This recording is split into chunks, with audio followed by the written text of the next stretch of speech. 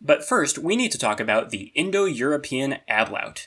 In Indo-European languages, ablaut is a type of vowel gradation that happens sometimes, like in English sing, sang, sung. This has its origins in the Proto-Indo-European language, where in Sambahsa, a somewhat more regular version of ablaut is used as part of the verb conjugation system. It works slightly differently for different types of verbs, but all verbs can be grouped into one of 8 categories, which can be identified entirely based on spelling. Of course, since spelling cannot be derived from pronunciation.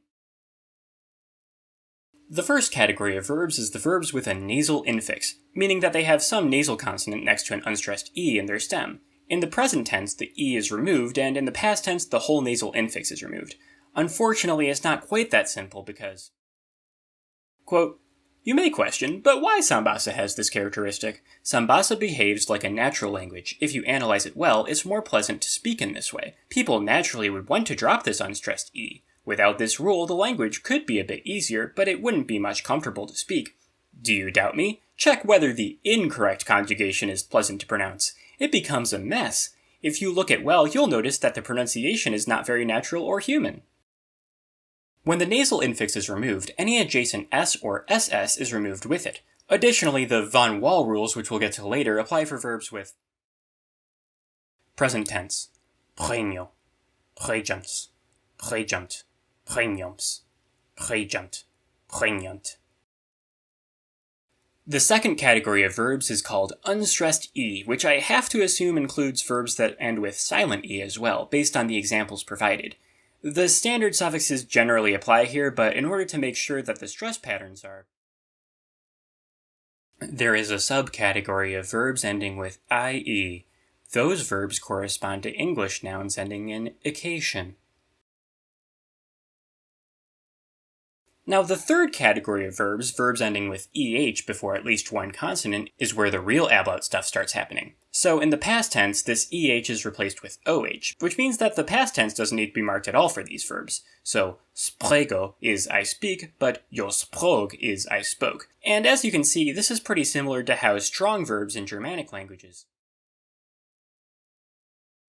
However, because of the difficult pronunciation of the final KW, forms with conjugational endings are preferred. The fourth category of verbs have EI or EU as their inner vowels, and in the past tense have their E removed, replacing EI and EU with I and U. This is what's called the zero grade in Proto-Indo-European, and snegv, to snow. Present, snegvd. Since V is not directly after EI, it does not turn to F. The fifth category is verbs with A as their inner vowel, which turns into IE in the past tense. Just a completely normal thing, replacing A with ye, but then remember it's Sambahsa, so of course there's a bunch of stuff that makes this more complicated. Replacing the A with IE if the original A was part of the digraph AU means that now the E is part of the digraph EU, which is pronounced like So that means the A to ye thing is sometimes actually ow to yer. And that's the system working as intended, completely regular. Ugh, and don't even get me started on...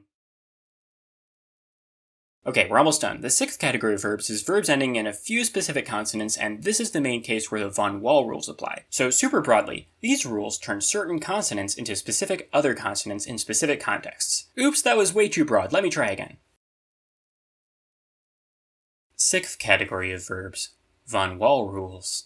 The final consonants of these verbs undergo modifications for the past tense and the past participle in T. These are as follows.